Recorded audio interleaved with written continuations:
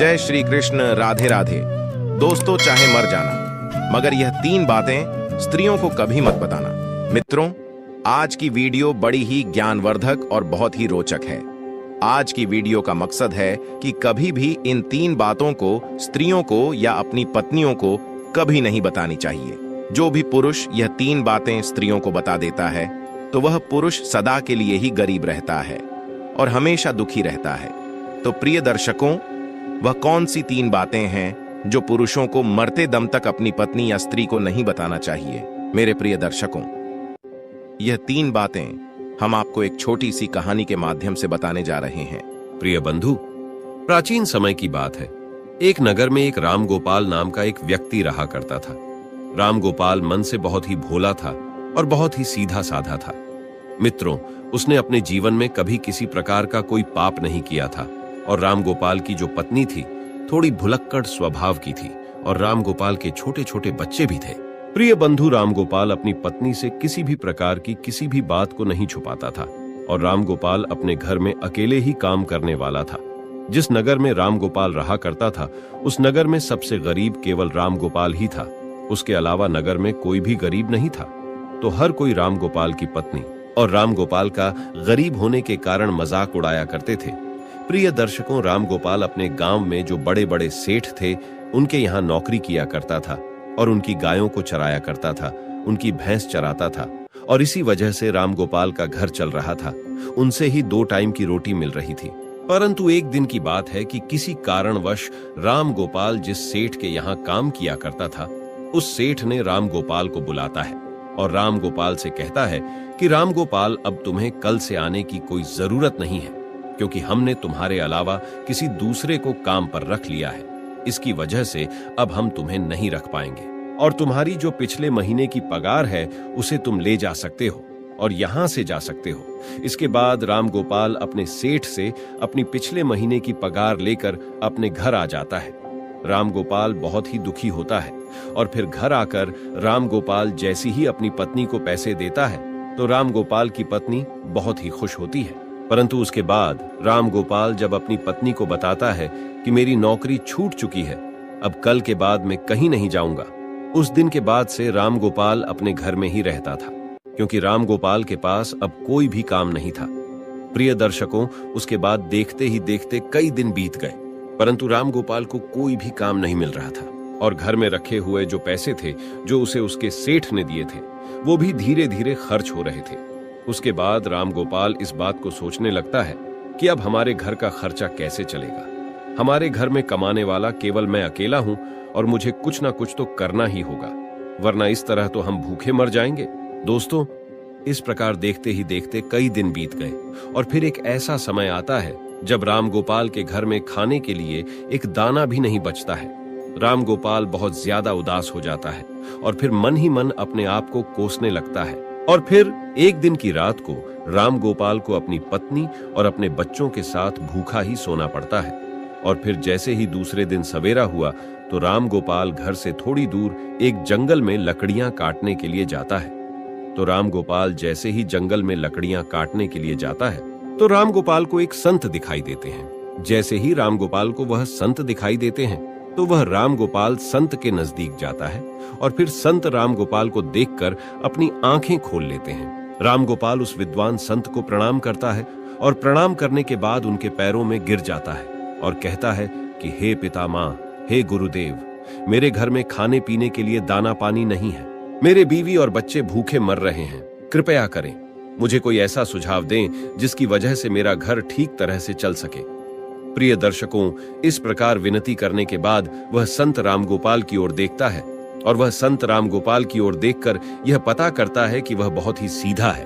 उसने अपने जीवन में आज तक कोई पाप नहीं किया है। उसके स्वभाव को देखकर वे विद्वान साधु राम गोपाल से कहता है कि राम गोपाल, मैं तुम्हें आज ऐसे एक पेड़ के बारे में बताने वाला हूं। अगर उस पेड़ के नजदीक जाकर तुम उस पेड़ से जो भी मांगोगे तो वहां पेड़ तुम्हें लाकर दे देगा और अगर उस पेड़ का एक छोटा सा भी भाग, छोटी सी भी लकड़ी तुम तोड़ लेते हो या काट लेते हो तो वह सोने में बदल जाएगा और इस तरह तुम अपने घर को चला सकते हो, अपने घर की गरीबी को दूर कर सकते हो। प्रिय दर्शकों, मगर संत राम गोपाल को यह बात भी कहते हैं कि अगर तुमने इस बात को अन्य किसी आदमी या किसी औरत को बताया तो उस दिन के बाद से तुम्हें वह किसी प्रकार की कोई वस्तु नहीं देगा और तुम्हें सब कुछ देना बंद कर देगा। दोस्तों, रामगोपाल तो सीधा साधा था। रामगोपाल उस संत के द्वारा उस पेड़ के नजदीक जाता है और पेड़ के नजदीक जाकर रामगोपाल को सबसे पहले अपनी बीवी और अपने बच्चों की याद आ गई। और फिर रामगोपाल सबसे पहले उस पेड़ से, उस वृक्ष से एक बोरी चावल मांगता है। जैसे ही रामगोपाल वृक्ष से एक बोरी चावल मांगता है तो झट से ही ना जाने कहां से एक बोरी चावल रामगोपाल के सामने आ जाते हैं। रामगोपाल वह बोरी चावल को लेकर चला जाता है और घर जाकर अपनी बीवी और बच्चों को चावल खिलाता है। और फिर रामगोपाल सबसे पहले उस पेड़ से, उस वृक्ष से एक बोरी चावल मांगता है। जैसे ही रामगोपाल वृक्ष से एक बोरी चावल मांगता है तो झट से ही ना जाने कहां से एक बोरी चावल रामगोपाल के सामने आ जाते हैं। रामगोपाल वह बोरी चावल को लेकर चला जाता है और घर जाकर अपनी बीवी और बच्चों को चावल खिलाता है और भर पेट भोजन करते हैं। उस दिन रामगोपाल ने अपनी पत्नी को यह नहीं बताया था कि मैं चावल कहां से लाया हूं, परंतु फिर जैसे ही रामगोपाल दूसरे दिन उसके पास जाता है, रामगोपाल उस पेड़ से 5 सोने की मुद्राएं मांग लेता है। और जैसे ही रामगोपाल मांगता है, झट से पेड़ रामगोपाल को 5 सोने की मुद्रा देता है और रामगोपाल 5 सोने के सिक्के पाकर खुश हो जाता है और अपने घर को आ जाता है। घर आकर रामगोपाल अपनी पत्नी को सोने के सिक्के देता है तो रामगोपाल की पत्नी भी बहुत खुश होती है। और उसके बाद रामगोपाल अपनी पत्नी को सारी बात बता देता है, क्योंकि रामगोपाल की पत्नी जैसे ही रामगोपाल के हाथ में 5 सोने के सिक्के देखी तो वे रामगोपाल से पूछने लगी कि आखिर तुम यह कहां से लाए हो। तो रामगोपाल अपनी पत्नी को सारी बातें बता देता है।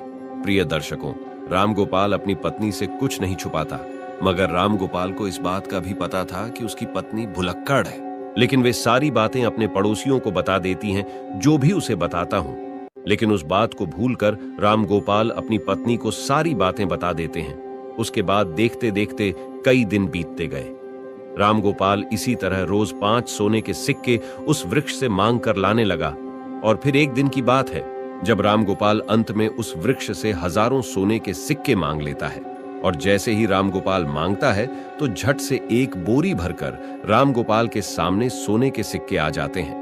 रामगोपाल एक बोरी सिक्के को अपनी बैल की पीठ पर रखकर अपने घर ले जाता है।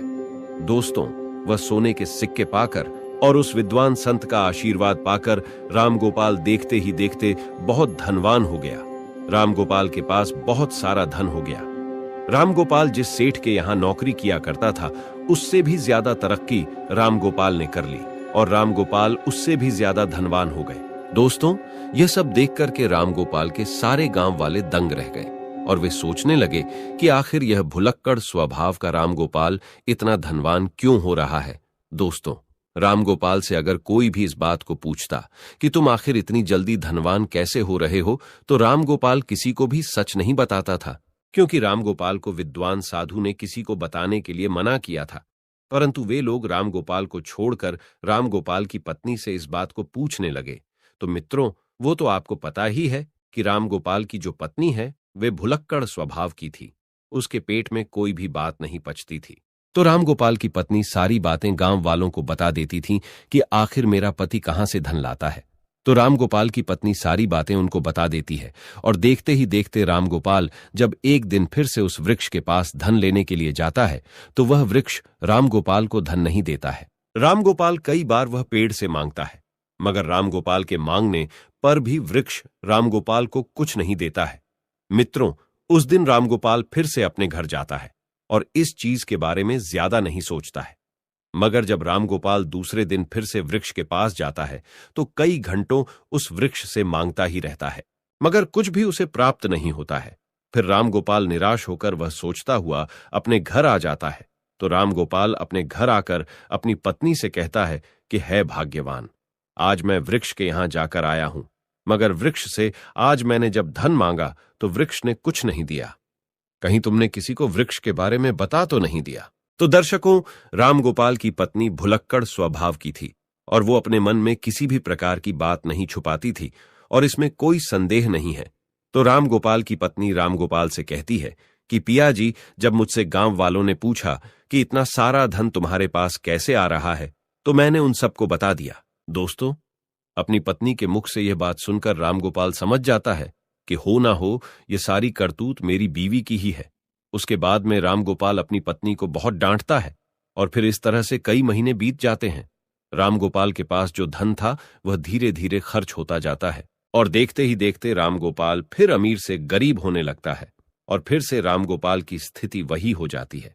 रामगोपाल के घर में खाने के लिए दाना नहीं बचता है। दोस्तों, फिर से रामगोपाल की पत्नी और रामगोपाल और उसके बच्चे रात को भूखे सोते हैं। तब रामगोपाल अपनी पत्नी को कोसने लगता है और अपनी पत्नी से कहता है कि भुलक्कड़, यह सब तुम्हारी वजह से हो रहा है। अगर मैं तुम्हें ना बताता तो आज यह दिन नहीं देखना पड़ता। रामगोपाल अपनी पत्नी से कहता है, मगर अब बहुत लेट हो चुका है। मित्रों, फिर एक दिन रामगोपाल उस संत को ढूंढने के लिए जंगल में जाता है, मगर रामगोपाल को वह संत विद्वान साधु उसे पूरे वन में, पूरे जंगल में नहीं मिलता है। रामगोपाल को ढूंढते ढूंढते कई घंटे बीत जाते हैं और फिर कई घंटे बाद रामगोपाल को मिल जाते हैं।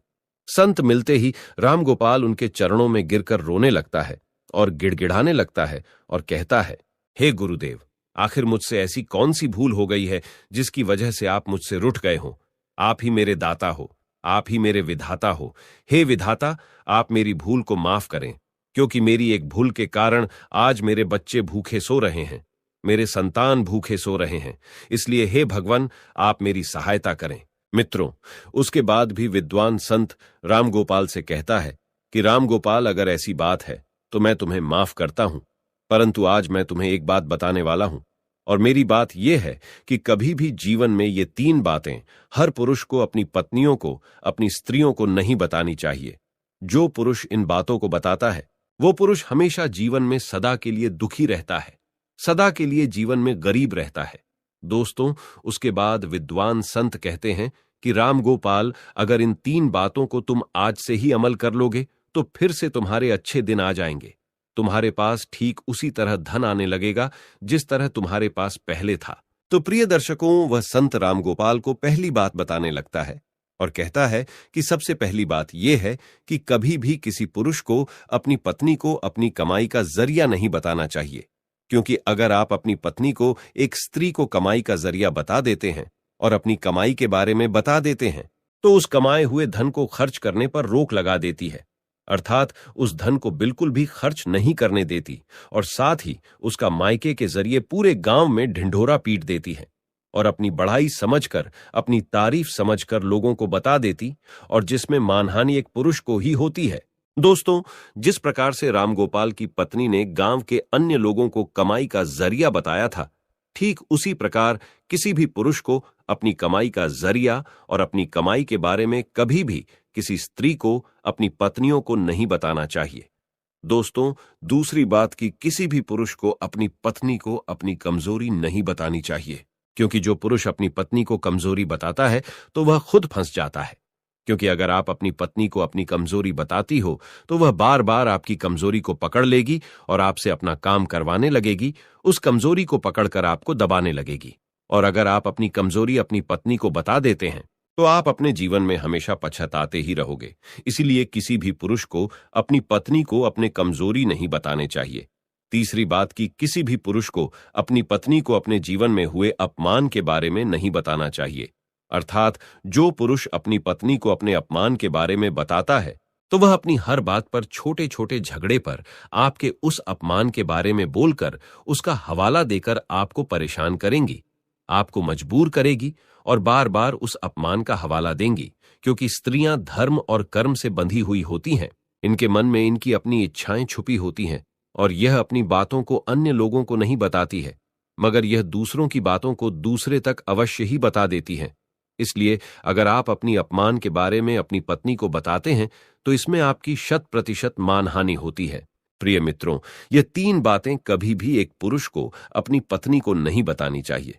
तो मित्रों, ठीक इसी प्रकार में विद्वान साधु रामगोपाल को ये 3 बातें बता देता है कि रामगोपाल संत के द्वारा बताई गई 3 बातों पर अमल करता है और उसके बाद अपने घर जाता है और घर जाकर इन 3 बातों पर अमल करने लगता है।